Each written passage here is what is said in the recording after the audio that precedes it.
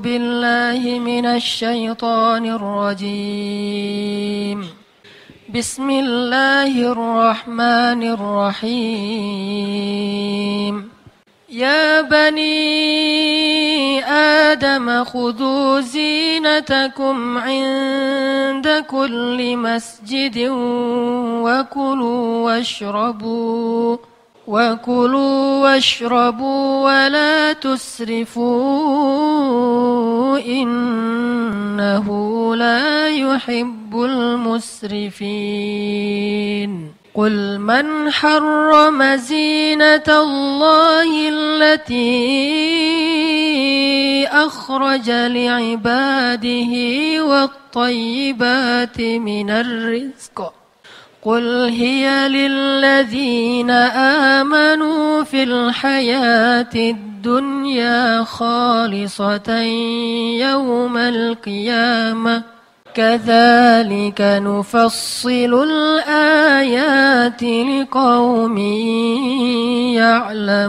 يعلمون لئن قعدنا ونبي يعمل فذاك منا العمل المضلل لا عيش إلا عيش الآخرة اللهم ارحم أنصار والمهاجرة لئن قعدنا ونبي يعمل لا عيش إلا عيش الآخرة اللهم ارحم أنصار والمهاجرة السلام عليكم ورحمة الله وبركاته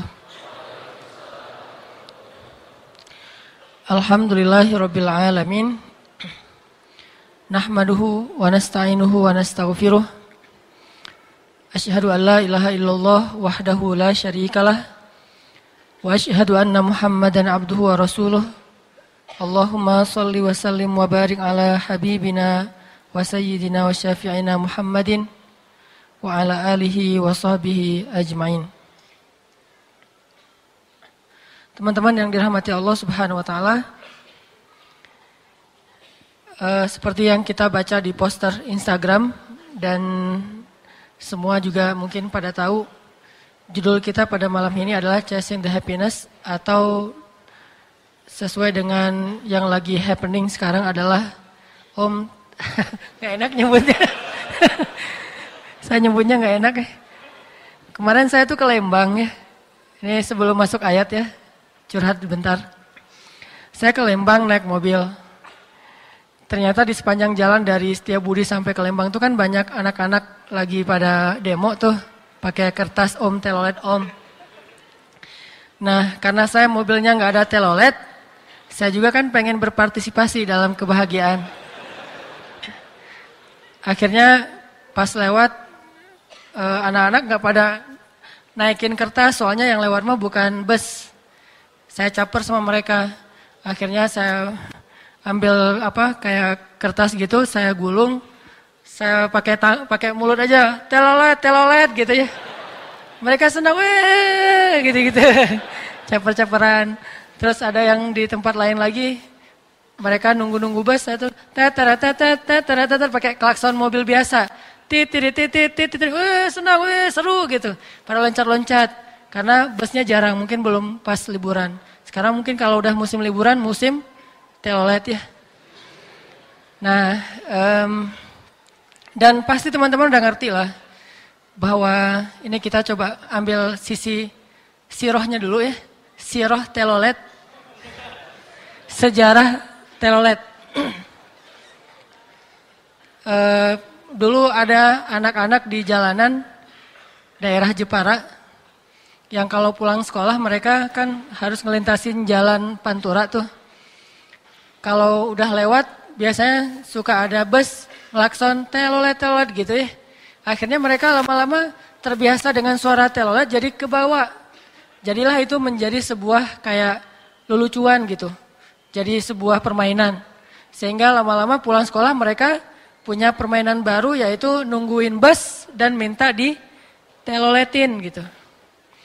Sehingga akhirnya mulailah jadi viral. Sebetulnya klakson telolet ini saya udah pernah dengar sekitar 8 tahun yang lalu. Dulu kan saya setiap tahun mudik ke Jawa Timur, ke istri saya. istri. Saya mudik ke istri saya, ditegasin ya, istri ya. Ke Jawa Timur, ke daerah Tuban, nyetir tuh. Kalau di jalan sering ada bus yang bagus tuh memang genre klaksonnya itu telolet. Saya pernah diteloletin di belakang, terganggu gitu kan, karena teloletnya kan berisik banget tuh. Kenapa nggak tit aja sih? Atau kayak apa es krim Campina atau apa gitu kan agak-agak seru. Kenapa harus telolet gitu? Akhirnya pas udah di rest area kita berhenti waktu itu di daerah yang ada gunung di samping laut dan itu katanya tempat pasujudan Bonang ya. Nah di daerah situ kita berhenti beli oleh-oleh kayak ikan asin gitu. Ternyata busnya juga bawa rombongan ziarah para wali ke situ. Ketemu sama supirnya, oh ini yang teloletin saya tadi nih. Cuman badannya gede jadi gak berani. Ngobrol biasa aja, Mas klaksonnya bagus. Oh iya itu belinya di Riyadh katanya. Belinya di Riyadh di Saudi Arabia. Karena yang punya PO-nya, yang punya perusahaan busnya pernah umroh ngeliatin bus di Saudi itu banyak yang telolet, seru. Akhirnya dia beli, satunya harganya kurang lebih sekitar 500.000. Kalau sekarang mungkin udah booming harganya ya, karena lagi ngetren. Sehingga pelajar-pelajar yang mau nyewa bus untuk rombongan biasanya nanya dulu, Om ada teloletnya enggak? Ya, gitu. Kalau busnya nggak ada telolet nggak bakalan dipilih. Ini kayaknya di anak-anak sekolah mas sekarang lagi ngetren. Jadi cari bus yang ada telolet. Terus di sebelahnya ada yang nanya, Dek, saya juga ada teloletnya nih, apa? Andong gitu ya, jadi kayak telolet. Artinya teloletnya jadi ngetren banget. Pelajarannya apa di situ? Kalau di anak-anak Jepara tadi, ternyata telolet itu adalah salah satu ekspresi orang mencari kebahagiaan. Dan buat anak-anak, kebahagiaan begitu sederhana, begitu simpel, hanya sekedar menikmati suara klakson bis aja bisa bahagia. Walaupun setelah happening, setelah viral, telolet ini tidak lagi menjadi seperti awal munculnya sejarah telolet. Kalau dulu sejarahnya mah happiness is so simple gitu ya. Gampang gitu buat bahagia. Di jalan suara bus nikmatin, suara klakson nikmatin, di belakang bus ada kebul asap nikmatin aja gitu ya. Anggap aja lagi vaping gitu kan ya. Kebul asap, wes masukin dulu terus keluarin dari hidung terus ya banyak gitu ya. Warnanya hitam asap dari bus gitu. Beda lagi sama vaping. Nah ini artinya kebahagiaan itu mah sederhana banget. Tapi kesini kita perhatiin kayaknya jadi ribet. Harus nyegat bus di depan jalan. Kalau ada bus lewat langsung dicegat. Rela mati, visabili, telolet gitu kan ya. Nah ini saya memperhatikan kayak tren telolet ini walaupun munculnya akhir-akhir ini. Tapi sebetulnya udah ada dari dulu. Agak berubah. Dan kita pengen coba ikut-ikutan. Ikut-ikutan dalam makna. Memaknai deh dalam persepsi yang sesuai dengan sejarah gitu ya. Mudah-mudahan istilah telolet ini walaupun hanya istilah main, istilah seru-seruan, istilah sosmed, tetapi sebetulnya ini hanya istilah saja yang kita juga punya pemaknaan sendiri tentang itu. Jadi serius. Nah sebelum kita memaknai telolet versi hijrah, hijrah telolet, kita coba tilawah dulu ya. Kita baca dulu ayat Al-Quran. Surat Al-A'raf, surat ke-7, ayat 31. Surat Al-A'raf, surat ke-7, ayat 31.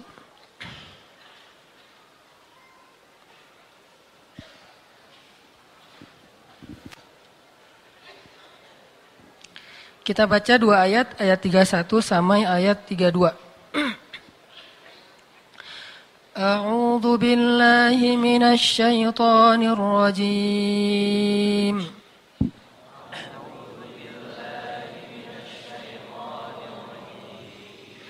بسم الله الرحمن الرحيم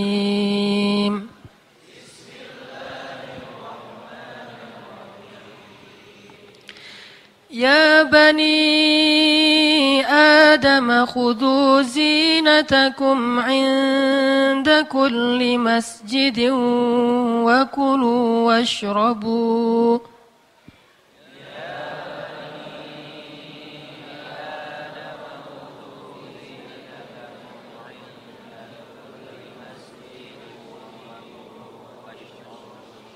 وكلوا واشربوا ولا تسرفوا إنه لا يحب المسرفين.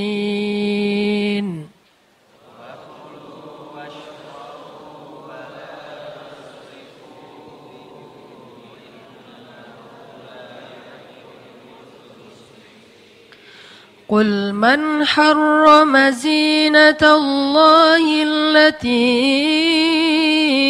أخرج لعباده والطيبات من الرزق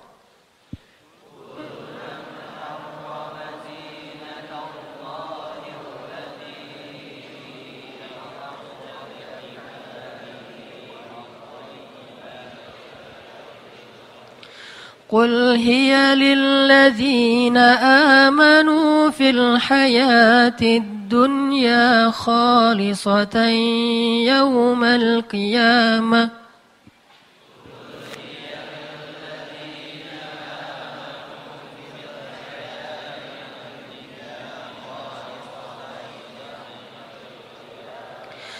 كذلك نفصل الآيات لقوم يعلمون.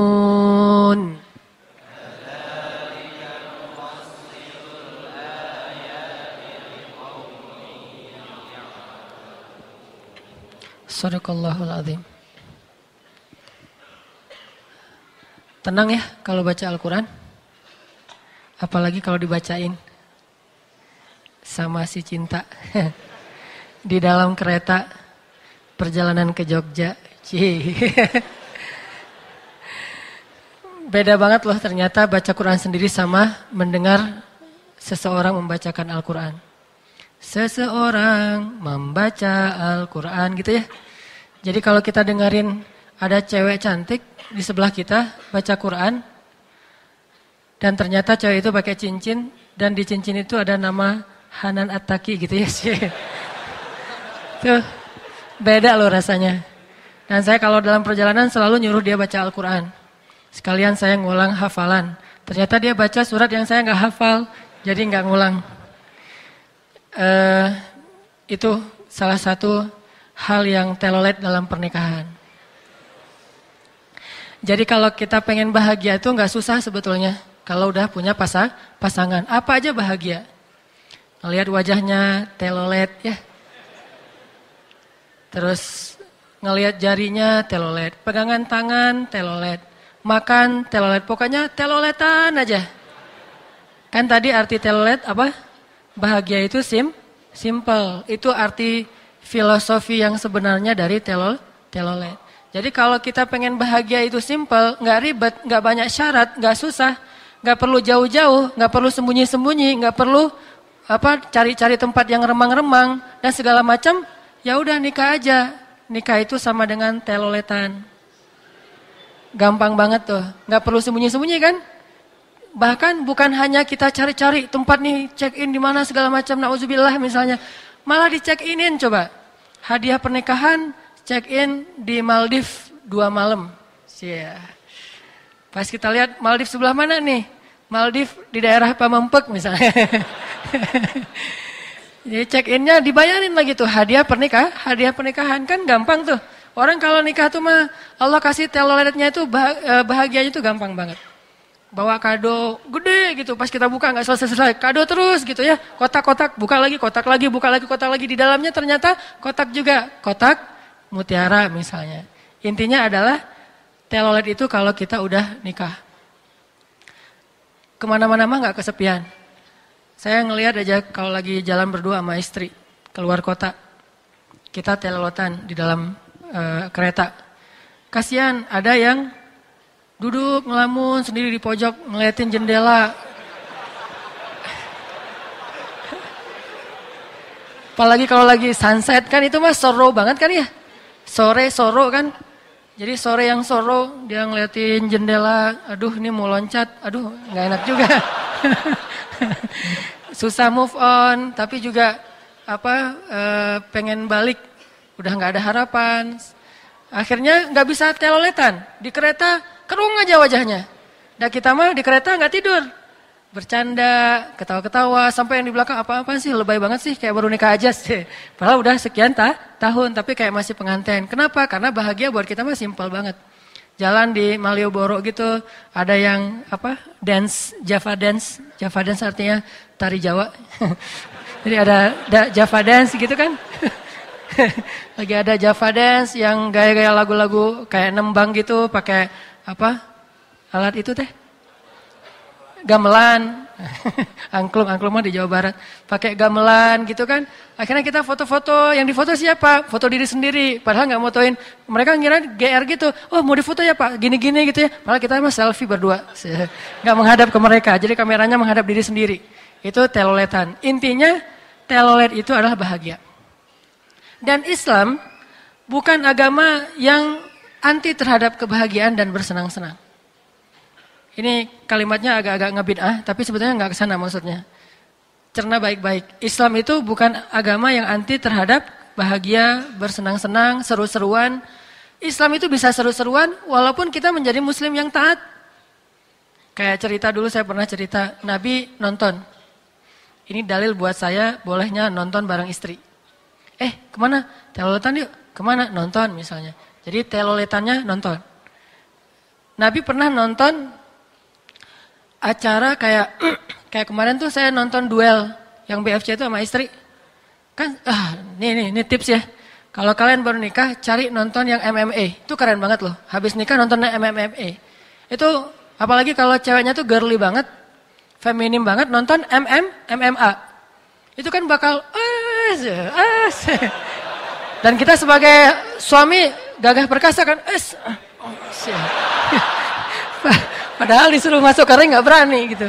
Ini teloletan. Yang Nabi pernah ngelakuin itu, tapi namanya bukan MMA, namanya gulat. Jadi Nabi nonton acara gulat di depan Masjid Nabawi. Ini menunjukkan dalil bolehnya acara event-event kayak gitu di depan masjid selama tidak mengganggu ibadah dan bukan sesuatu yang haram, hanya gulat saja. Dan gulat itu dalam Islam bahkan diperintahkan untuk dipelajari. Jadi silakan belajar bergulat atau apapun lah bentuk tarungnya. Nabi nonton sama Aisyah. Duduk depan rumah, kebetulan rumah Nabi sebelah masjid. Duduk, terus Aisyah duduk di sebelah Nabi, naruh dagunya di atas pundak Nabi, gini. Wis. Itu yang saya amalkan di antara sunnah Nabi. Ini sunnah keren banget nih.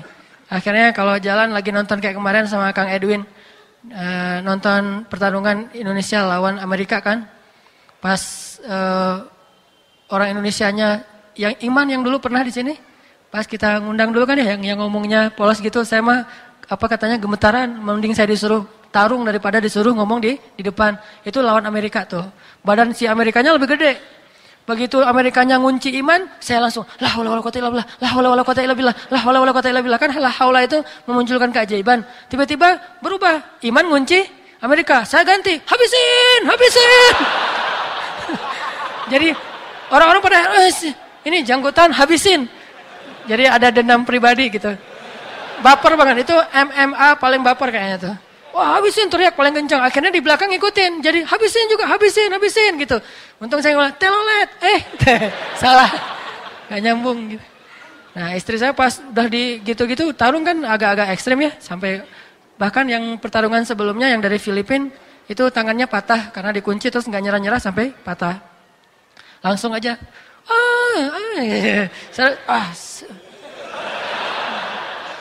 Tadi lupa diri habisin pas istri ketakutan. Oh enggak. Itu kalau kita udah nikah. Kalau belum nikah mah karunya. Kalau belum nikah cuma bisa dengar cerita Ustadz kayak gini, lihat Instagram, nge-like, komen apa. Sekali-kali kita harus di-like postingan kita oleh orang lain. Ya. Ini manas-manasin. Jangan cuma nge-like postingan, tetapi coba postingan kita di-like. Atau kalau perlu postingan kita bikin orang berderai-derai. Jadi emotikon nangisnya tuh banyak. Wah, itu teloletan. Jadi Nabi nonton tuh acara gulat. Aisyah naruh dagunya di atas pundak Nabi. Nonton aja berdua. Pas sudah, dan itu hari rayanya orang Habasyah. Kalau baca hadisnya, hari raya orang Habasyah. Hari raya bukan hari Idul Fitri, hari Idul Adha. Tapi hari rayanya bangsa Habasyah. Kalau di kita mungkin kayak hari kemerdekaan atau hari lahirnya suatu daerah. Kayak hari ulang tahun Bandung, hari ulang tahun kota mana. Nah mereka misalnya nih hari ulang tahunnya kota Surabaya. Tapi teman-teman mahasiswa yang dari Surabaya di Bandung ngerayain hari ulang tahun Surabaya di Bandung. Dengan bikin event gitu. Jadi ada orang-orang Habasyah yang tinggal di Madinah memperingati hari raya Habasyah di Madinah. Dengan bikin event gulat. Ini bolehnya mengikuti acara perayaan hari raya yang bukan dalam bentuk hari raya agama. Tapi hari raya kebangsaan biasa gitu. Kayak hari kemerdekaan, hari lahirnya suatu kota, nggak masalah kalau kayak gitu mah. Dan itu nggak bid'ah dalam agama. Nabi buktinya menghadiri dan menikmati pertandingan gulat. Aisyah naruh dagu di atas pundak, terus Nabi udah lama nonton gulat, Nabi noleh ke arah Aisyah gitu. Kan wajah Aisyah di sini tuh. Aisyah kan bidadari paling cantik se-Eropa ya. Paling cantik di Jazirah Arab tuh dan soleha pula. Nabi ngelihat ke arah Aisyah. Aisyah udahan kata Nabi. Aisyah tidak menjawab dengan kata-kata. Aisyah menjawab dengan isyarat. Gitu. Oh belum? Ya udah lanjutin lagi nonton lagi sampai 3 kali. Akhirnya kata Nabi, Aisyah udahan ya. Akhirnya mereka kembali ke rumahnya. Dan kita baca komen dari hadis itu. Makanya kalau baca hadis mah jangan cuma baca teks postingan hadisnya doang, baca komennya juga di bawah. Itu ada komen dari Aisyah. Kata Aisyah, saya mah waktu itu sebetulnya bukan lagi nonton gulat. Dan saya mah gak senang dengan gulat. Aisyah kan feminim, girly, gak senang dengan gulat. Tapi saya lagi pengen nunjukin ke orang-orang gimana mesranya saya dengan Rasulullah SAW. Itu juga dalil bolehnya bermesraan di tempat umum. Selama tidak berlebihan. Bukan ciuman ya, maaf ya. Kalau ciuman kissing yang kayak di AADC apa gitu, itu mah nggak boleh dalam Islam. Karena itu bukan bukan akhlak muslim. Bukan nggak boleh sih, boleh. Cuma nggak boleh di tempat umum. Dan dengan syarat sudah halal. Jadi boleh nge-AADC-an kalau sudah halal. Saya terima nikahnya, udah AADC-an deh gitu ya. Saya terima nikahnya, udah apaan gitu. Gitu deh. Jadi boleh bermesraan di tempat umum sekedar kayak berpegangan tangan atau dirangkul pas jalan. Pernah nggak sih? Salah tanya. Ini pertanyaan salah nih. Jangan dijawab. Tahu nggak sih? Nah, atau penasaran nggak sih? Jalan di Braga ya, berdua sama pasangan. Itu pegangan tangan sambil nge-Andre Taulanian. Apa tuh Andre Taulanian? Ngegombal. Jalan gitu. Ayah kamu tukang listrik ya? Kenapa? Setiap kita lewat satu jalan yang tadi lampunya padam tiba-tiba menyala. Yes. Apaan sih maksudnya? Gak ngerti. Ternyata dia gak nyambung gitu. Ganti gitu ya. Jalan pegangan tangan atau rangkulan tuh megang pundaknya istri. Terus sesekali pegang kepalanya sebagai bentuk kasih sayang. Itu teloletan banget pokoknya. Ribet ya? Itu pokoknya telolet banget pokoknya. Jangan cuma saya mah nggak bisa teloletan sama istri, saya mah teloletan sama bus gitu ya. Itu mah nggak seru. Serunya teloletan sama pasangan. Jadi Islam itu tidak mengharamkan senang-senang, seru-seruan. Bahkan Nabi pernah pulang ke rumah ngelihat Aisyah lagi main boneka-bonekaan. Ini dalil bolehnya membuat bentuk patung kalau itu dipakainya hanya untuk mainan atau sekedar hiburan, bukan untuk sembahan. Bahwa Nabi pulang ke rumah Aisyah, ngeliat Aisyah lagi main boneka-bonekaan orang-orangan gitu, tapi kecil. Jadi kalau anak kecil punya boneka boleh dalam Islam. Kalau bilang, saya sudah hijrah, di rumah saya tidak ada boneka, tidak ada teddy bear, tidak ada apa misalnya boneka apapun. Yang ada hanyalah boneka saya. Jadi kita dibikin jadi boneka, dilukis gitu. Nah, jadi Aisyah bikin main boneka-bonekaan. Nabi baru datang ke rumah Aisyah, ke rumah beliau, nanya. Nabi langsung duduk meletakkan lututnya di sebelah lutut Aisyah, duduk gitu. Aisyah ini lagi main apa? Ini lagi main boneka-bonekaan Sulaiman, kan Aisyah 10 tahun ya. Nabi nanya, ini apa nih? Ini kuda Sulaiman, ini Sulaiman. Gitu. Kalau anak kecil mah ngeng gitu kan ya. Kalau ini cewek jadi main apa gitu lagi berkuda. Akhirnya kata Nabi, nggak seru kayak gitu. Mau yang lebih seru nggak gitu? Apaan? Ya udah, saya jadi kuda, kamu jadi Sulaiman. Wis. Akhirnya Nabi keliling rumah gitu. Kayak sama anak gitu ya, Aisyah naik di atas Nabi, ayo gitu-gitu. Ini namanya teloletan. Dan itu seru-seruan keluarga Nabi yang luar biasa. Dan itu boleh banget bahkan berpahala kalau sudah nikah. Jangan berpikir udah nikah mah yang dipikirin bayar listrik, bayar air. Enggak gitu-gitu amat lah. Itu mah ditakut-takutin sama setan. Kalau lo gak usah nikah ntar yang dipikirin listrik, air. Terus gimana tuh rumput depan rumah udah panjang, apa segala macam. Nyuci piring, kalau cewek mah masak. Gak gitu-gitu amat. Bukankah sekarang zaman udah canggih, nyuci piring udah ada alat pencuci piring. High banget ya. Padahal di rumah, ini kenapa nih gak habis makan apa. Terus ada alat pencuci baju. Dan semua itu disebut dengan pembantu rumah tangga gitu. Pencuci piring, pencuci baju. Artinya kita nggak nyuci piring juga bisa teloletan. Kamu gelas ya? Nggak, aku mau piring. Gelas aja, piring aja akhirnya nggak usah dicuci deh. Ikhtilaf, perbedaan pendapat antara gelas dan piring. Siapa yang gelas, siapa yang piring. Kenapa kamu pengen yang gelas? Soalnya di gelas itu masih ada bekas bibir kamu. Jadi aku pengen menjaga. Jadi jangan dicuci bagian itunya. Romantis banget sih. Ya. Sampai akhirnya gelas di rumah itu udah ada ininya. Makanya kalau di rumah yang romantis mah nggak ada gelas papa, mama, itu nggak ada. Gelas kita. Jadi nggak ada. Ini gelas papa gede.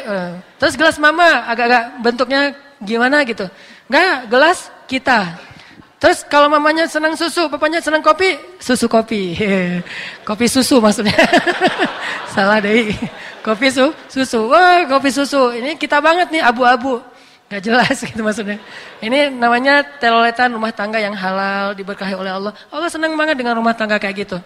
Bahkan kalau kita baca hadis, maaf ini bukan vulgar ya, tapi emang hadisnya kayak gitu. Sampai ada adegan Nabi SAW bersama Aisyah mandi dengan satu bejana. Dan itu teloletan. Mandi satu, tahu bejana? Kalau di kita mah bejana itu bed up. Jadi bed up tuh, dulu Nabi mandi dengan Aisyah di satu bed up. Dan itu ibadah. Nabi membersihkan tubuh Aisyah dan sebaliknya. Dan kemudian setelah itu mereka berwudu, sholat tahajud. Ada gak sih sholat tahajud sekeren itu? Sebelum tahajud mandi air hangat dulu. Misalnya di bed up udah selesai gitu. Udah tidur gitu, gak jadi tahajud. Tahajud ya, bukan tidur. Tahajud, itu sunnah Nabi. Dan jangan bilang, Ustaz vulgar banget sih. Hadisnya kayak gitu. Vulgar itu kalau saya mengada-ngada sesuatu yang tidak disyariatkan dalam Islam. Kenapa sih kita takut untuk membicarakan hal-hal yang begitu indah dalam pernikahan? Tetapi nggak takut orang bicara tentang hal-hal yang diharamkan di luar pernikahan. Padahal dalam Islam itu, dalam pernikahan itu luar biasa. Semuanya jadi berpahala. Teloletan pun berpahala. Makanya tadi saya bacain ayat ya. Di surat Al-A'raf, Allah mengatakan, Ya Bani Adam, khudhu zinatakum inda kulli masjid. Wahai anak Adam, pakailah pakaian-pakaianmu yang indah setiap memasuki masjid. Apalagi kalau kita mau taklim di TSB gitu ya. Pakailah pakaian yang paling keren ketika datang ke TSB. Kenapa? Biar nanti teloletnya bisa halal gitu. Lihat ke belakang. Jangan ya. Dan makan dan minumlah kalian, janganlah berlebih-lebihan. Sesungguhnya Allah tidak menyukai orang-orang yang berlebihan. Jadi di sini apa artinya? Boleh aja kita seru-seruan dengan pakaian kesukaan kita. Terutama perempuan, selama tidak berlebihan. Kalau laki-laki juga boleh, kadang ada pakaian kesenangan dia. Kayak Ali bin Abi Thalib tuh sering banget pakai pakaian itu lagi. Sampai orang-orang nanya, ya Abul Hasan, kenapa kamu senang banget pakai baju itu? Apa kata Ali? Sesungguhnya baju ini adalah hadiah dari kekasih saya, sahabat saya, guru saya, teman seiman saya, saudara saya, Amirul Mukminin Umar bin Khattab. Jadi baju itu, kenapa sayang banget Ali kepada baju itu? Karena baju itu hadiahnya dari Umar bin Khattab. Kebetulan Umar juga menantunya Ali bin Abi Thalib plus sahabat dekatnya Ali bin Abi Thalib. Sehingga dipakai terus. Dan itu sesuatu yang telolet kan, simple, bahagia mah simple. Pakai baju pemberian orang yang kita sayangi. Kayak saya, kenapa Ustaz Nanan suka pakai kupluk gitu? Satu, jujur ya, mau dengar jujur? Kenapa suka pakai kupluk? Satu, saya pengen panjangin rambut tapi nggak bisa. Soalnya kalau panjang nggak ke atas panjangnya, jadi muter-muter di situ, jadi nggak bisa panjang. Ya udah saya pakai kupluk aja deh. Satu. Kedua, kenapa saya pakai kupluk? Karena kupluk ini adalah hadiah dari kekasih saya yang sekarang hari ini nggak bisa ikut. Ya sedih. Hadiah gitu, hadiah ulang bulan. Jadi setiap bulan kita kasih hadiah, ulang bulan gitu ya, bukan ulang tahun.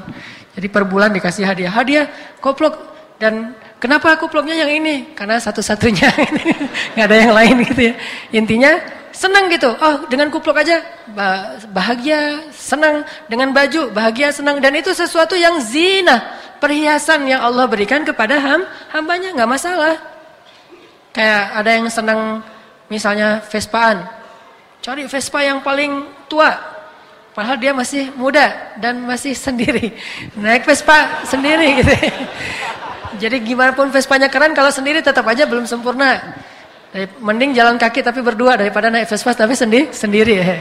Nah, dia cari Vespa yang paling tua, tahun 60-an gitu. Yang warnanya masih ori, belum diganti warna yang lain atau belum ditambahin. Terus bahagia gitu kan. Orang lain mungkin ngelihatnya biasa aja, tapi bagi dia bahagia banget. Woi, Vespa bro gitu ya.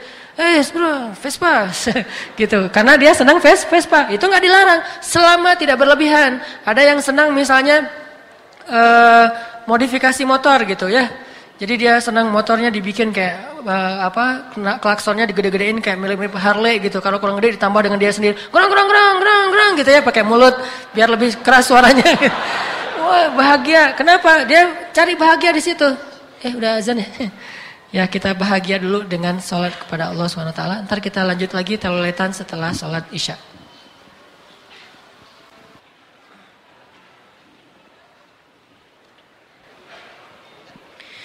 Bismillahirrahmanirrahim.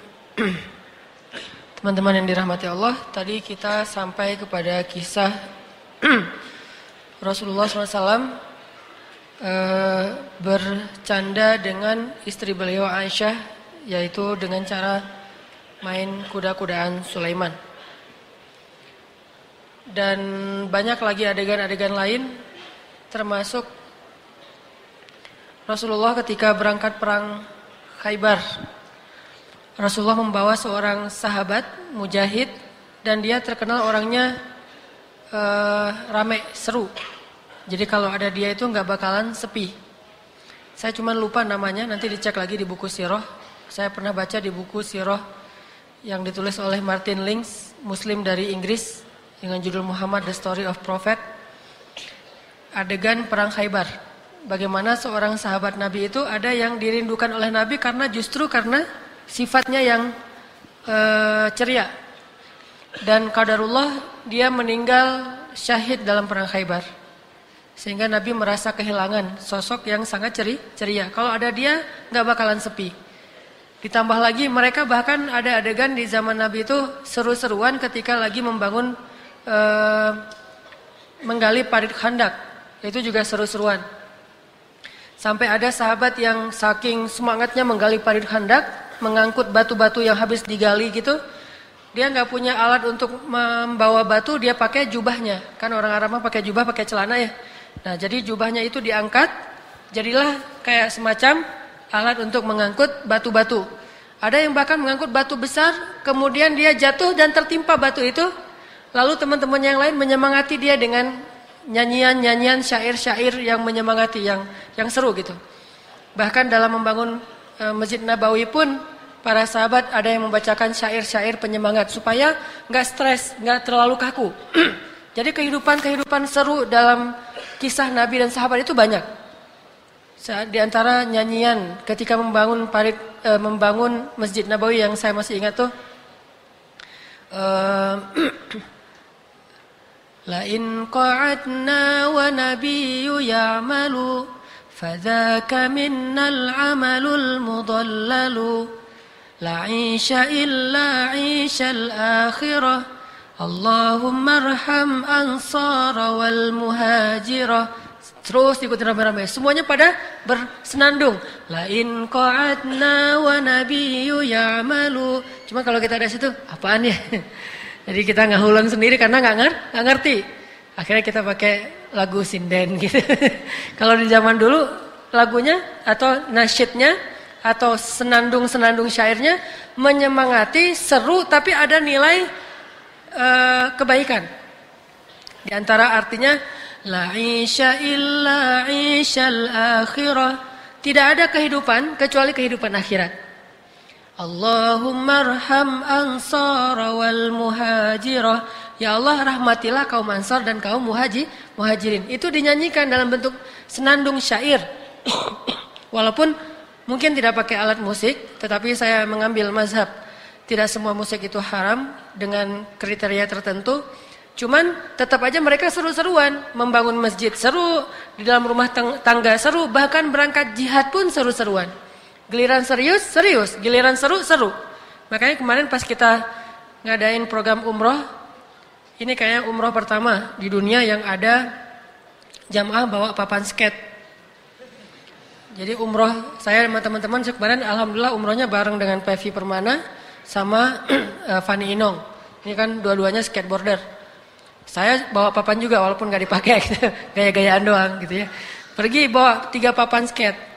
Pas sampai transit di Kolombo. Kolombo itu kan tetangganya Maldives. Jadi kita gak bilang Kolombo sih sebetulnya. Ngomongnya dekat Maldives. Jadi kita transit dekat Maldives yaitu Kolombo. Transit di Kolombo itu nginep 1 malam di hotel. Itu ada bonus dari maskapainya. Akhirnya pas subuh bahkan sebelum subuh kita ngelakuin tahajud on the beach. Ya, qiyam on the beach. Jadi kita qiyamnya view-nya pantai langsung dengan ombak yang masih tengah malam enggak terlalu deras, enggak terlalu kencang. Kita sholat tahajud. Udah selesai tahajud, kita subuh, habis subuh kita zikir pagi disertai dengan burung-burung yang banyak ngelewatin kita karena burung pagi-pagi keluar. Itu mah enggak usah dibahas gitu. Udah gitu selesai zikir pagi kita pemantapan manasik. Jadi udah pernah manasik di sini dan manasik kita pun di kafe. Kalau yang lain mungkin di hotel, di ruang gitu, meeting room atau di masjid, kita mah manasiknya di kafe. Udah selesai manasik. Jadi saya pengen memadukan asik tapi bisa berusaha untuk tetap taat gitu. Tetap seru. Habis manasik, habis pemantapan manasik, udah pada bubar, mulailah kita mulai seru-seruan, main ombak. Karena kita nggak pada bawa papan untuk di laut, akhirnya jadi body surfing namanya. Body surfing itu yang gulung-gulung sendiri ya. Terutama bagi yang lagi putus cinta, body surfing itu pas banget tuh. Jadi cari ombak yang paling gede, saya mah pengen body surfing. Kalau perlu tenggelam nggak muncul-muncul lagi gitu ya. Jadi ada yang namanya wake surf. Wake surf itu yang ditarik pakai boat. Ada yang body surf. Jadi pakai badannya sendiri kita pakai body surfing, nyari ombak. Dan Kolombo itu kan ombaknya ombak Maldives, ombak surfing ya, bagus ombaknya dan pecahnya 2 arah lagi. Makanya kita tungguin, ombak tuh. Ditambah lagi banyak ikan-ikan yang muncul-muncul di permukaan, loncat-loncat gitu. Seru aja. Udah selesai semua itu, kita siap-siap berangkat, mulai pakai ihram. Tadi habis body surfing, sekarang pakai ihram, berangkat. Udah ini serius nih. Dalam pesawat kita doa-doa, siapa tahu ini pesawat terakhir kita nggak landing misalnya. Nah, terus saja serius sampai ke Mekah, selesai kita tawaf semuanya, besok cari desert skate. Ya, cari tempat-tempat skate yang ada pemandangan padang pasirnya. Kan di Arab mah jalan bagus-bagus ya, skateable banget lah pokoknya. Kita cari sambil kita city tour ke Arafah, ke Mina, ke Muzdalifah, setiap ada pemberhentian, skate. Wah, foto orang-orang Arab, gitu-gitu ngelihat. Mungkin mereka mau ngomong, bid'ah ini, cuman kita nggak ngerti. Gitu-gitu aja nggak ngerti pokoknya. Udah aja skate, seru. Sampai akhirnya pas sampai berangkat dari Mekah Madinah, di tengah jalan kita ada rest area, berhenti, skate lagi di situ. Tapi yang skate cuma Pevi, ngomongnya kita, padahal Pevi doang. Pevi yang skate, yang kita mah pegang-pegang papan doang, sok-sok gitu. Giliran dia aja deh, saya mah lagi males gitu sih. Padahal nggak bisa. Udah aja Pevi ngetrik gitu, loncat-loncat. Orang Arab ngeliatin, wes. Akhirnya minta nyoba. Saya berdiri di atas papan, kan badannya gede, big guy and small board gitu kan ya. Papannya kecil, orangnya gede, jadi nggak seimbang. Sampai ke depan Masjid Nabawi kita pakai skate yang ada postingannya, diikutin sama orang dorongan roda yang karena kan di sana mah kalau orang sakit pakai wheelchair ya, ada wheelchair ngikutin skate. Jadi yang dorong roda itu wheelchair, ngelihat kita main skate nggak bosan gitu, akhirnya dia ini juga naik ke atas roda, gitu di depan Masjid Nabawi. Askar-askarnya,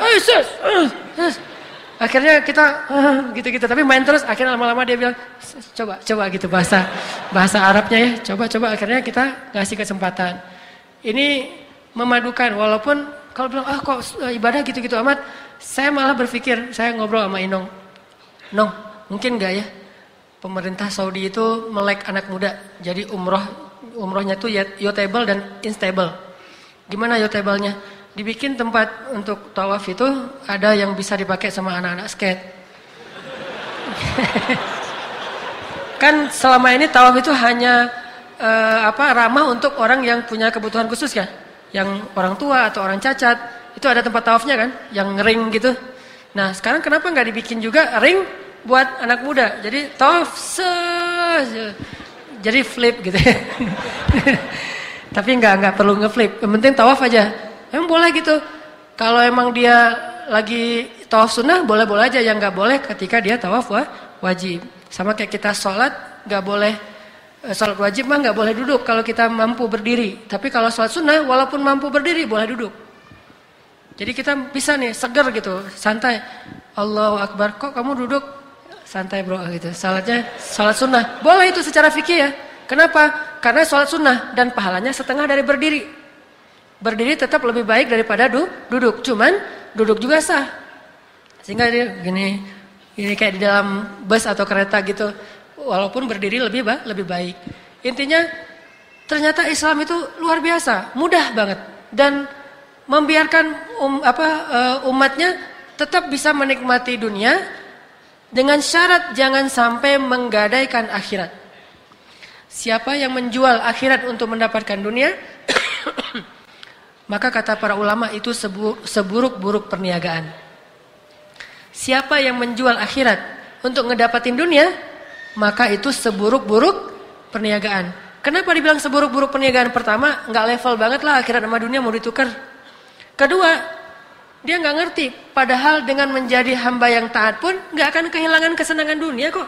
Masih bisa tetap seru-seruan. Dengan menjadi hamba yang taat, kita nggak akan kehilangan kebahagiaan. Makanya Allah Subhanahu Wa Taala mengatakan di dalam ayat yang tadi, ditambah lagi ayat berikutnya tuh ayat 32. Qul man harrama zinatallahi allati akhraja li'ibadihi wat-thayyibati minar rizq. Katakan, siapa yang telah mengharamkan perhiasan Allah yang telah Allah keluarkan untuk hamba-hambanya dan kebaikan dari rezeki? Kan ada orang suka ngomong asal dia ngucapin satu kalimat pasti yang keluar haram ya. Haram. Orang Arab itu kalau ngomong haram itu bukan selalu artinya haram artinya dosa, bukan. Enggak boleh juga bahasa Arabnya haram. Haram hada. Jadi ngomongin haram hada itu artinya kayaknya kok dia banyak banget yang ngeluarin fatwa ya halal haram. Padahal orang Arab mah bukan ngomongin fatwa itu teh, bukan halal haram. Haram dalam bahasa pasaran artinya nggak boleh. Hanan haram gitu. Nggak apa haramnya? Haram kamu misalnya kan ada tuh lagu Ummu Kulsum. Dulu saya hafal lagu itu gara-gara belajar ngaji pakai irama musik Mesir. Lagunya haram bitiksir hawaya wala kalamim ba'id. Itu bahasa liriknya. Saya hafal banget waktu kecil. Pas sampai di Mesir baru saya tahu artinya haram bitiksir hawaya wala kalamim ba'id. Artinya apa haram di situ? Saya pikir haram, berarti ini hadis nih. Ada haram, ada halalnya gitu ya. Ternyata itu bait syair.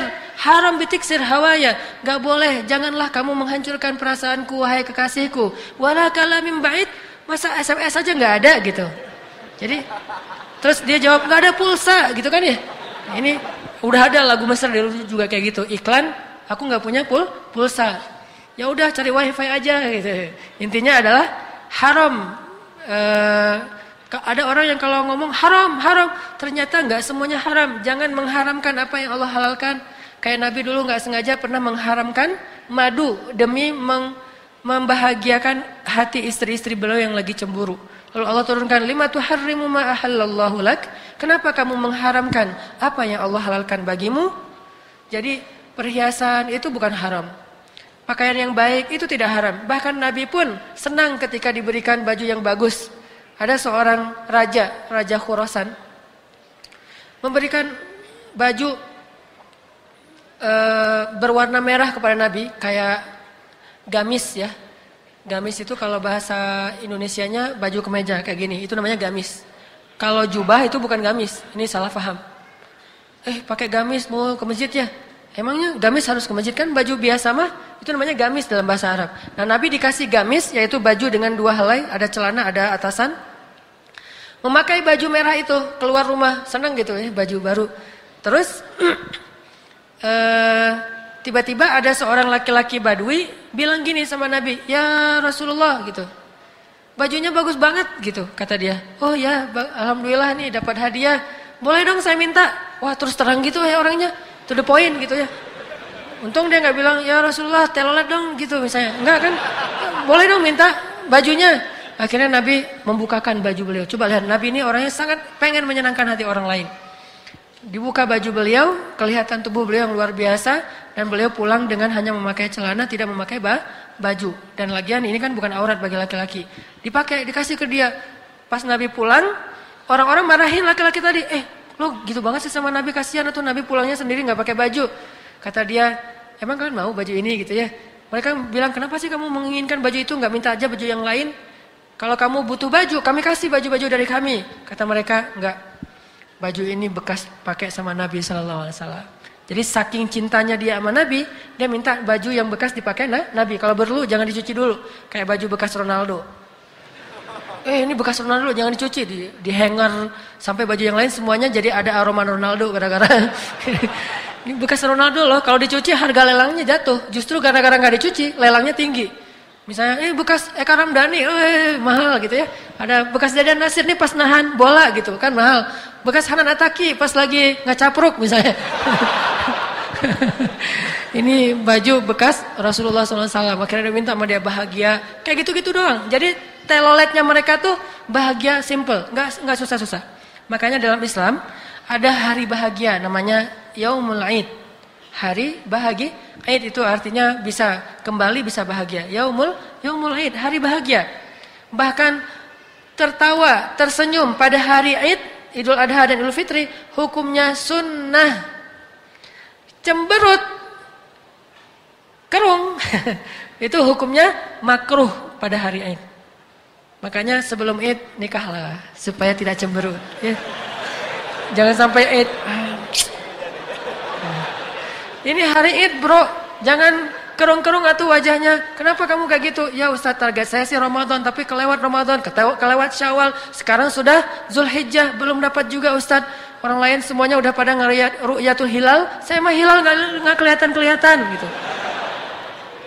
Jadi makruh hukumnya pada hari Aid bersedih. Pada hari Aid ribut, suami istri atau rumah tangga kan suka ada tuh mau berangkat sholat Aid, malah ribut. Akhirnya satu di masjid sana, satu masjid sana gitu. Ada yang ributnya sejak Ramadan sehingga Aidnya beda hari. Yang satu Senin Aidnya, yang satu lagi Selasa. Sama kayak kita, Aidnya lebih parah lagi, 2 hari sekaligus. Hari Senin dia Aid juga, sholat Aid. Hari Selasa sholat Aid. Hari Senin kenapa sholat Aid? Itu sholat Aid untuk orang tua saya nggak enak. Hari Selasa untuk calon mertua daripada dibilang nanti beda mazhab gitu ya. Demi supaya sama mazhabnya sama orang tua, sholat Aidnya 2 kali. Pokoknya nggak boleh kerung, nggak boleh sedih, nggak boleh ngelamun pada hari Aid. Itu hari bahagia. Sampai pentingnya bahagia dalam Islam, dibuat hari supaya kita bahagia. Ini firman Allah bilang, siapa yang mengharamkan?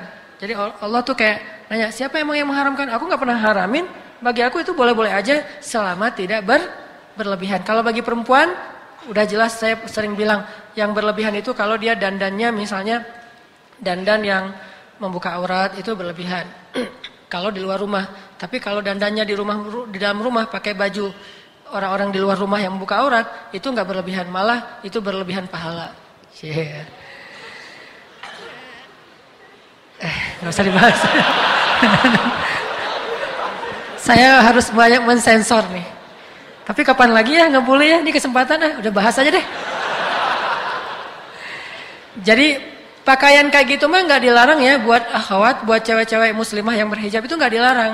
Dilarangnya dipakai di luar, di dalam rumah malah berpahala. Makanya cari sama suami, biar suami yang milih yang gini, misalnya kayak baju daster batik gitu ya. Oh kok kamu mirip sama Simbo misalnya, sama gitu, daster batiknya. Itu pakaian saya paling nggak saya banget lah. Istri kalau saya ada di rumah pasti nggak mau pakai daster batik gitu, karena daripada ntar salah meluk kan, ternyata Simbo gitu ya. Mbok maaf gitu ya. Saya kirain bajunya di belakang sama daster batik. Tapi kan ada yang batik juga bagus, nggak harus yang kayak gitu-gitu amat. Intinya cari tuh Pakaian yang disukai suami, karena pakaian seperti itu menyenangkan hati suami. Bukankah perempuan soleh itu ada 3 cirinya? Dan yang pertama apa? Idza nazarta ilaiha sarratka. Kalau kamu lihat kepada dia, kamu jadi senang. Dengan dandannya, dengan facialnya, dengan rambutnya yang diapain lah. Atau pas keluar rumah dia pakai pakaian yang suami suka. Dia udah dandan, kata suami, mah gak cocok yang itu, yang ini aja. Yang jilbab gimana Pak? Itu tuh yang ditarik-tarik di pojok sini tuh. Kan ada tuh. Yang modal narik gitu ya. Pak, mama kalau ditarik kayak gitu agak-agak aneh Pak, gak cocok wajahnya. Wajah mama justru kalau ditarik-tarik makin keren mah. Nih Papa tarik. Ini nih, kalau udah nikah ya, maaf ya. Hanya boleh dilakukan kalau udah nikah. Lanjut, jangan lama-lama di bab itu ya. Kita baca lagi ayat bolehnya bersenang-senang dalam Al-Quran. Coba buka surat Maryam, surat 19, ayat 25. Surat 19, ayat 25, surat Maryam.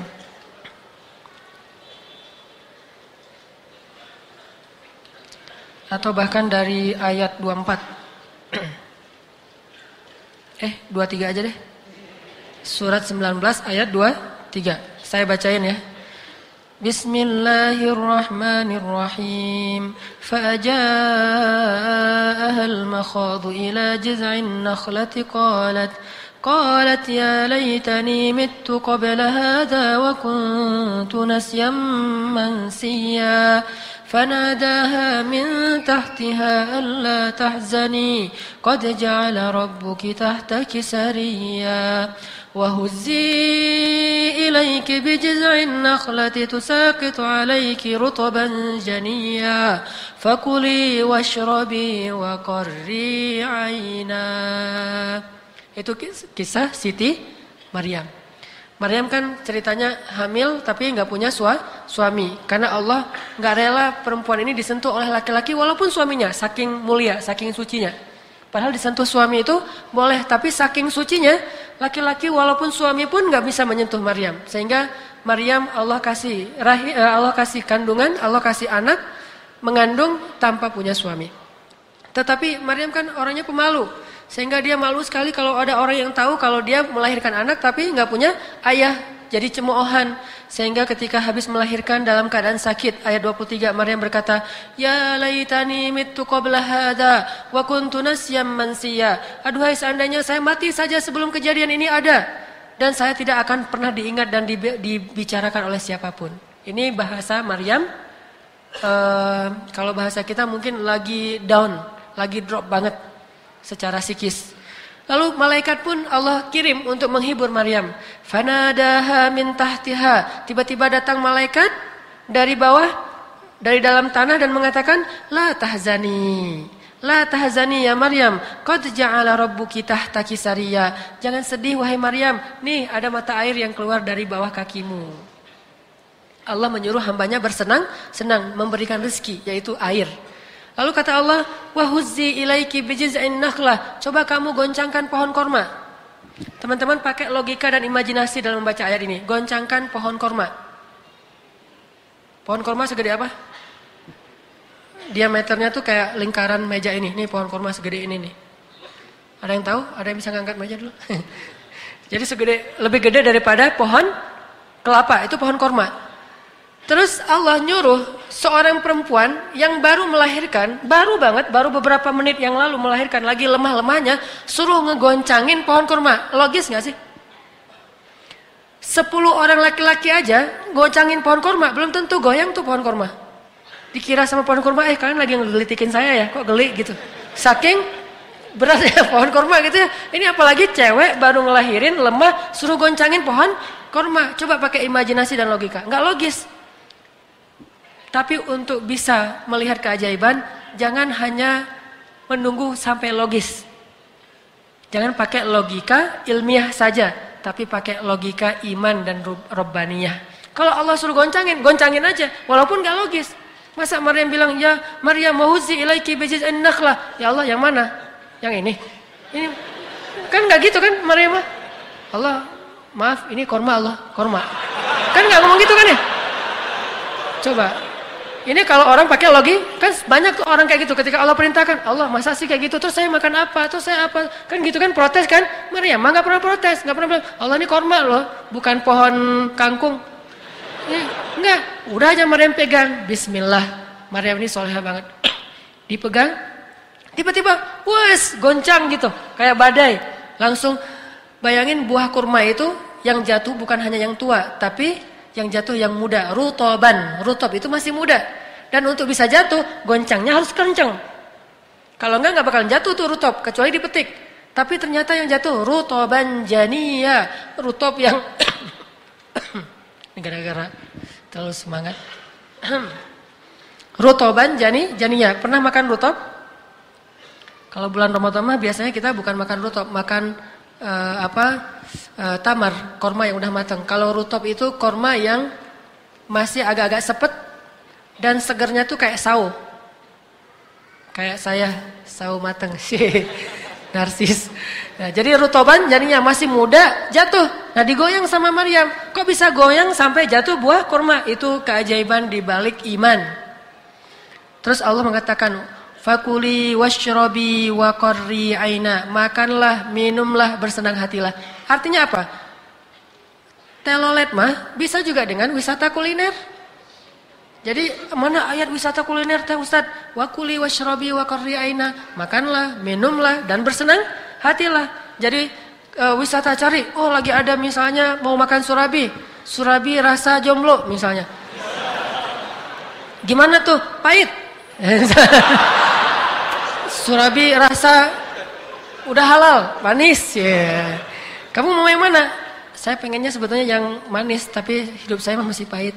Akhirnya kasih surabi yang pahit. Ini artinya wisata kuliner. Dan itu nggak masalah selama tidak berlebihan. Dan memang Nabi mah kalau makan nggak pernah banyak. Nabi ukuran beliau makan hanya bisa menegakkan tulang punggung. Apa maksudnya? Beliau kalau makan itu kalau udah lapar banget udah nggak bisa tegak lagi, duduknya udah gini saking laparnya. Terus makan udah tegak udah beres. Kalau kita mah makan supaya nggak bisa tegak. Saking kenyangnya. Kalau Nabi mah makan biar bisa negakin tulang punggung doang, dan itu makan paling baik tuh kayak gitu tuh. Makan sekedar menegakkan tulang punggung, dan saya belum pernah kayak gitu. Pede lagi udah belum pernah. Saya mah kalau makan alhamdulillah segitu ya. Tapi dijaga jangan sampai buncit ya. Kan cowok mah 2016 pemuda hijrah nggak boleh ada yang berapa bulan Om? Jangan sampai itu ya. Makan jangan lebih dari jam 9 malam. Jam 9 malam mah minum air hangat yang banyak supaya sebelum tidur ininya udah bersih dan segala macam. Ini Nabi mah suka menjaga sehingga Nabi mah nggak pernah buncit. Bahkan sahabat juga nggak ada yang buncit. Satu-satunya ada sahabat yang buncit dimarahin sama Umar, dipukul perutnya. Dek. Kenapa perut kamu begini? Pasti kamu makannya banyak. Ya maaf Umar, saya mah kalau makan selalu malam. Nggak boleh lagi makan malam. Akhirnya dia menjaga. Jadi sahabat-sahabat itu rata-rata walaupun 2 packs tapi keren gitu. Nggak harus 6 packs lah, 2 juga nggak masalah. Tapi jangan sampai 0 pack gitu ya. 0 pack mah. Ini apa tadi? Rasulullah makannya hanya untuk menegakkan tulang punggung. Tapi bukan berarti kita nggak boleh makan lebih dari itu. Boleh kalau emang kita senang makan. Kayak Nabi pernah makan sama Ali, makan kayak apa burung kayak gitu atau ayam yang ada tulangnya, terus tulangnya ditaruh di tempat Nabi sama Ali. Pas sudah selesai Ali bilang, Nabi makannya banyak tuh, tulangnya numpuk kayak gitu. Kata Nabi dengan cerdas, Ali tulang-tulangnya dihabisin, kata Nabi. Nabi kan cerdas banget ya. Ali cerdas, Nabi lebih cerdas lagi. Wah, Nabi tuh makannya banyak banget tuh, buktinya tulangnya numpuk gede tuh segitu. Kata Nabi, masih mending Ali tulang-tulangnya dimakan. Akhirnya satu-satu. Ini artinya seru kehidupan beliau selama tidak berlebihan. Makanya wakuli washrobi. Jadi wakuli jangan gini gitu.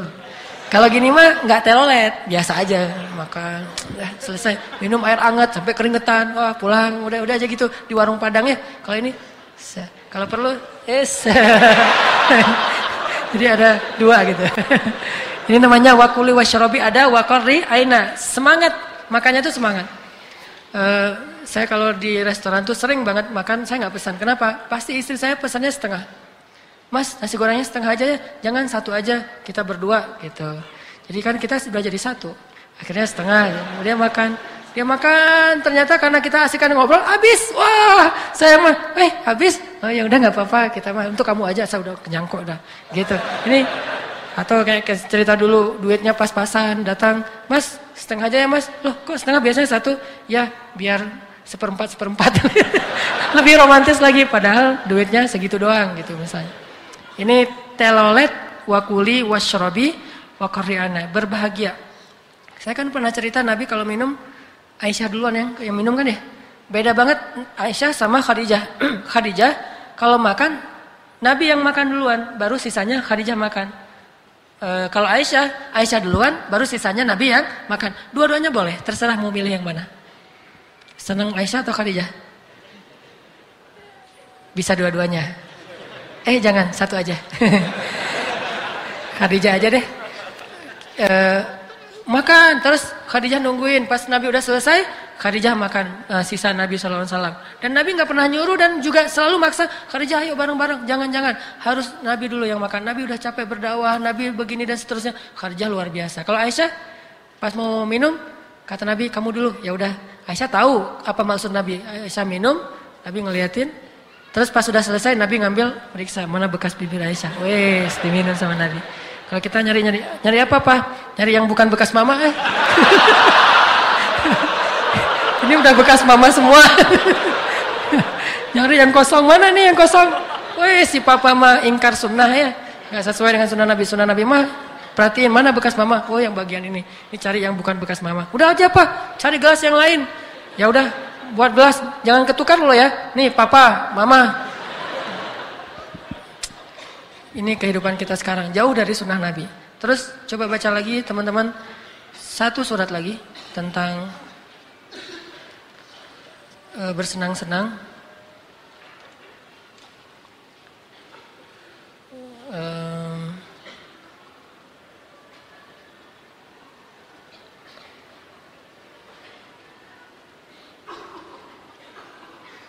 Surat Luqman, coba surat 31.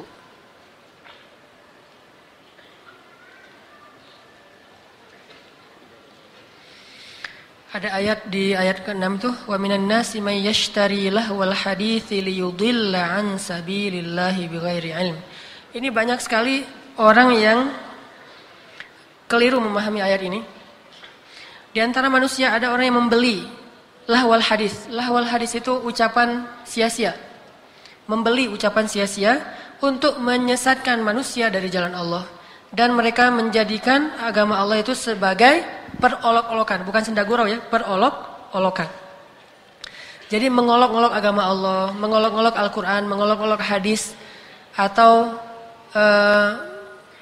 ya mungkin ini sekalian masukan juga buat beberapa teman-teman yang mungkin masuk ke stand up comedy. Kadang-kadang dia nge-stand up komedinya itu berlebihan sampai membawa-bawa agama, digoyonin gitu ya. Kalau itu nggak boleh. Kita harus teliti banget. Kayak saya misalnya mengambil sesuatu yang hanya herai dalam agama itu, nggak mau sekali mengaitkan bahwa ini seolah-olah mengolok-olok syariat, nggak. Hanya adegan yang kalau kita kayak gini, bukan Nabi kayak gitu ya. Tapi kalau kita, nah ini beda sekali. Hati-hati, jangan sampai kita menganggap agama itu perolok-olokan. Karena sesungguhnya Al-Quran itu turun dalam keadaan sedih. Maka Nabi mengatakan bacalah bacalah dengan suasana hati yang sedih. Apalagi ayat-ayat tentang akhirat, tentang neraka itu harus sedih. Bahkan sampai ada hadis, walaupun ini hadisnya dhaif, kalau kamu nggak bisa nangis, maka berusahalah untuk nangis. Walaupun hadisnya dhaif, tetapi ulama sepakat bahwa berusaha untuk menangis itu selama nggak dibuat-buat, maka sesuatu yang dibolehkan. Cuman ada orang yang agama itu dijadikan sebagai bahan untuk ketawa. Bahan ketawa maksudnya agama itu diplesetin maknanya. Dari yang boleh menjadi tidak boleh, yang tidak boleh menjadi boleh. Dan dijadikan sebagai sindiran-sindiran, itu yang gak boleh. Atau liudillah, menyesatkan. Kalau bahasa kita menyesatkan itu nyeleneh. Agama dinyelenehin. Dibuat pemaknaan yang berubah dari makna yang aslinya.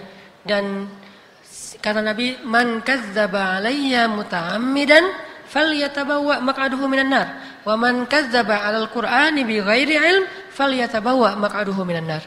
Siapa yang berdusta atas nama Nabi secara sengaja, maka dia dapat kursi khusus di dalam api neraka. Dan siapa yang berdusta atas nama Al-Quran tanpa ilmu, kalau Nabi dengan sengaja, kalau Al-Quran tanpa ilmu, maka dia dapat kursi khusus di dalam api neraka. Nauzubillah min dzalik. Intinya yang gak boleh itu bercanda, seru-seruan, mencari hiburan yang membuat kita tersesat. Mungkin kelamaan, mungkin ada dosanya di dalam hiburan itu. Tapi kalau hiburannya tidak berdosa, maka tidak masalah. Dan selama tidak berlebihan, gak lama-lama banget, juga gak bermasalah. Termasuk kayak syair-syair lagu yang kalau isinya nasihat, bagi saya pribadi saya mengambil mazhab, ya itu boleh-boleh saja. Kayak ada Opik misalnya, atau ada Maherzan, atau ada Haris J, kalau yang untuk anak-anak muda. Kalau saya mah pribadi ngambilnya lagu-lagu semangat dakwah gitu. Kayak lagu-lagu yang berbahasa Arab sih rata-rata. Kayak ghuraba, ghuraba, ghuraba, ghuraba, ghuraba wali ghairillah. Lagu-lagu kayak gitu. Atau lagu tentang dakwahnya Ibnu Mubarak. Gimana sih? Ya abidal haramaini law absartana. Itu lagu-lagu nasyid yang membangkitkan semangat. Nah, itu tidak masalah. Selama tidak berlebihan, jangan kebanyakan. Nasyid pun kalau kebanyakan gak bagus. Karena gimana pun saya mengambil mazhab bahwa gak semua musik itu haram, tapi saya tetap meyakini bahwa mendengar Al-Quran lebih baik daripada mendengar apapun juga. Walaupun bagi saya mendengar musik, gak semua musik itu haram. Ada musik yang haram, ada yang tidak haram. Tergantung musiknya, liriknya, bagaimana dia membawakannya. Tapi tetap bahwa mendengar Al-Quran lebih baik daripada mendengar lagu. Sehingga lagu mah jangan banyak-banyak. Baru saya berani bilang bid'ah kalau dia bilang saya kalau dengar Al-Quran nggak sedapat dengar musik. Nah ini bahaya nih. Harus musik mah sekedar kayak penuansaan atau variasi aja. Biar nggak monoton dengar lagu-lagu nasihat sesekali. Udah gitu balik lagi ke Al-Quran. Kalau sampai musik mengalahkan Al-Quran, kita harus banyak istighfar. Tapi kalau Al-Quran tetap lebih genre terbaik, playlist yang paling banyak dalam playlist kita, gak masalah sesekali menghibur diri dengan lagu-lagu yang tidak berlebihan dalam hidup kita. Makanya banyak orang yang juga kadang-kadang dapat hidayahnya lewat lagu Opik. Jadi taubat, kan lagu Opik mah rata-rata temanya tentang taubat ya, tentang penyesalan. Bahkan dulu lagu yang saya paling dari lagu Opik itu lagu ada anak bertanya pada bapaknya. Itu bukan Opik ya? Serius banget. Ya gitu deh pokoknya lagu-lagu lebaran. Cuman gak sampai ada lagu selamat para pemimpin gitu ya. Rakyatnya makmur terjamin. Gak tahu kenapa sekarang gak pernah nyanyiin lagi lagu itu ya. Dulu masih nyanyiin itu semangat nyanyiin. Rakyatnya penuh makmur terjamin. Sekarang udah gak ada yang mau lagi nyanyiin lagu itu. Saya juga heran kenapa gitu ya. Nah, ini artinya lagu-lagu nasyid yang semangat, tapi bukan itu aja terus menerus. Kalau terus aja kayak gitu Al-Quran ditinggalkan, itu berarti liyudilla an sabilillah. Itu udah melenceng dan itu nggak boleh. Itu namanya berlebihan.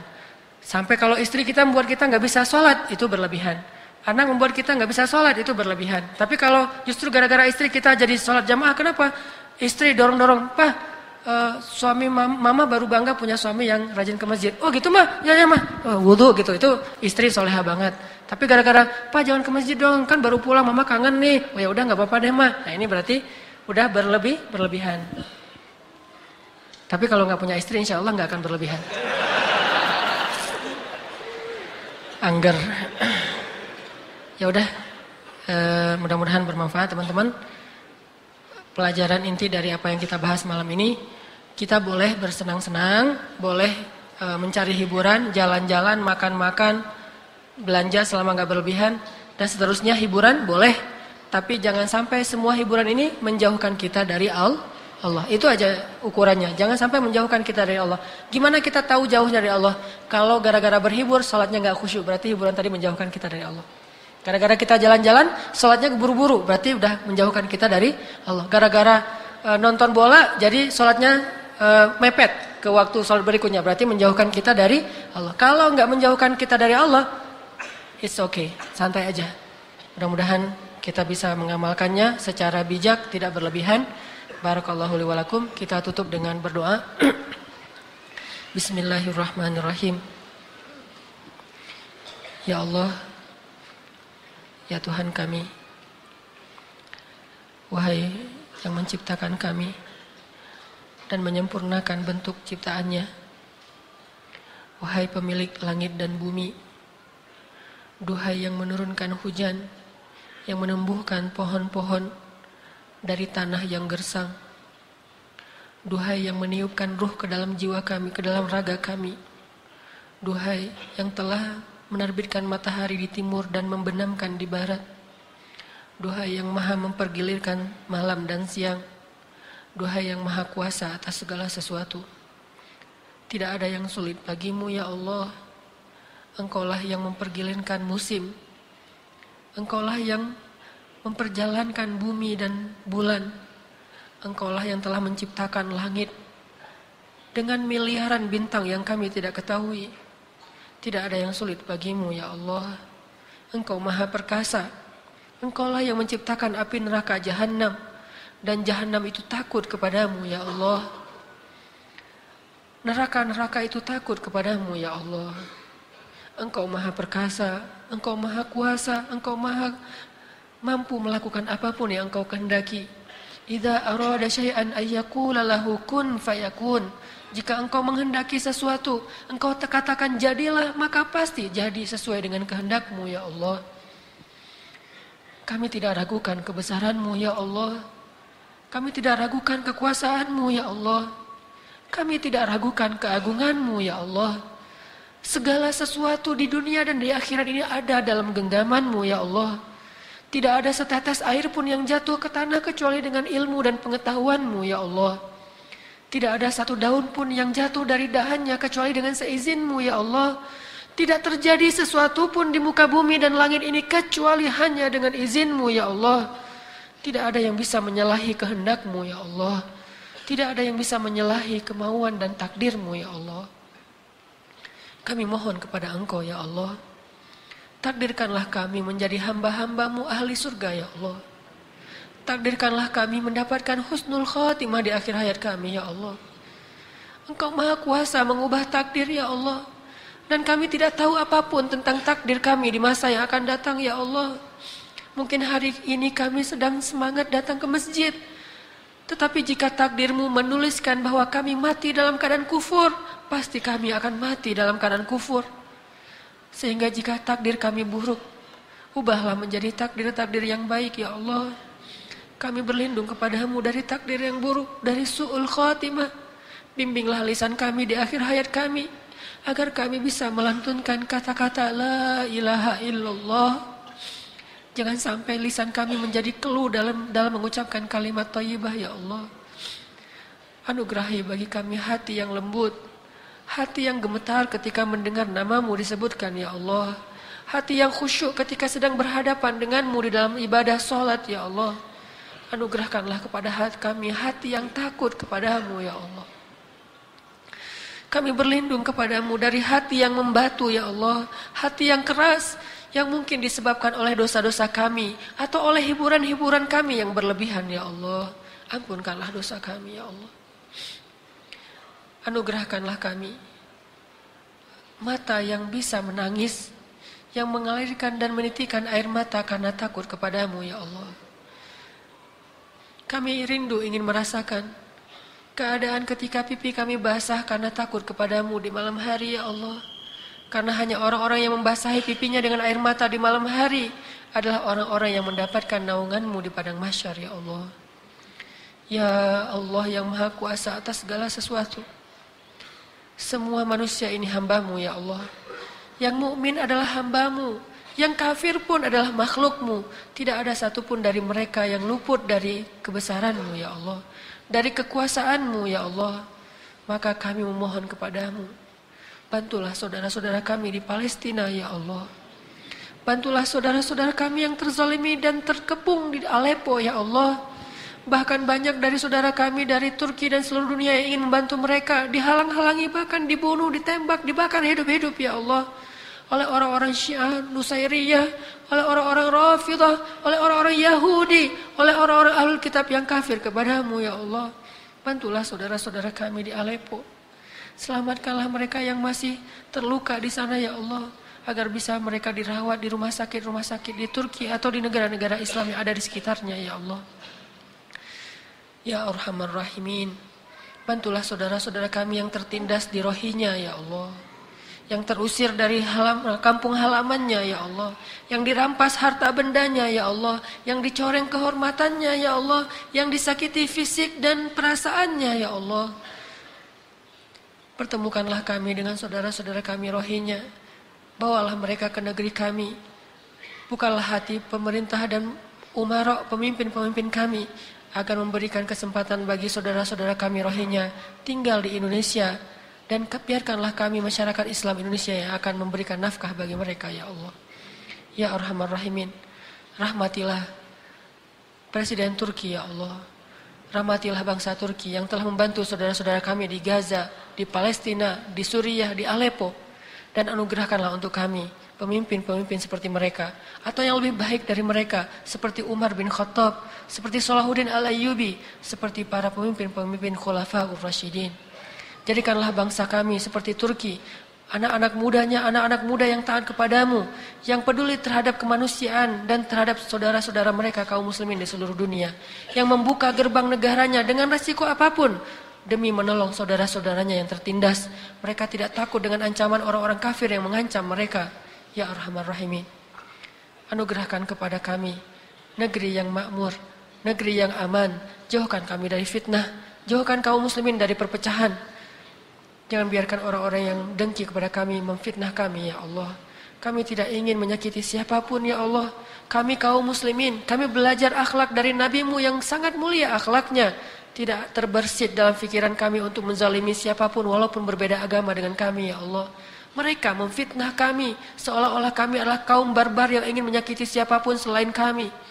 Sesungguhnya kami umat Nabi-Mu yang mulia, umat Nabi-Mu yang akhlaknya baik, dan kami pun belajar dari beliau untuk berakhlak mulia. Ya Arhamar Rahimin, menangkanlah Islam di Indonesia. Menangkanlah Islam di Indonesia segera ya Allah, agar kami tidak lagi difitnah, tidak ditindas, tidak diperlakukan secara tidak adil ya Allah. Menangkanlah Islam di Indonesia dengan cara-cara damai. Titipkanlah amanah kemenangan ini ke atas pundak para pemuda Indonesia ya Allah. Rabbana, anugerahkanlah untuk pemuda-pemuda kami pasangan-pasangan yang menyejukkan hati mereka ya Allah. Pasangan-pasangan yang sama-sama belajar untuk taat kepadamu ya Allah. Dan anugerahkanlah dari pasangan-pasangan kami anak-anak yang menjadi anak-anak soleh, penghafal Al-Quran, pembela agamamu yang membawa panji-panji Islam ya Allah. Rabbana atina fid dunya hasanah wa fil akhirati hasanah wa qina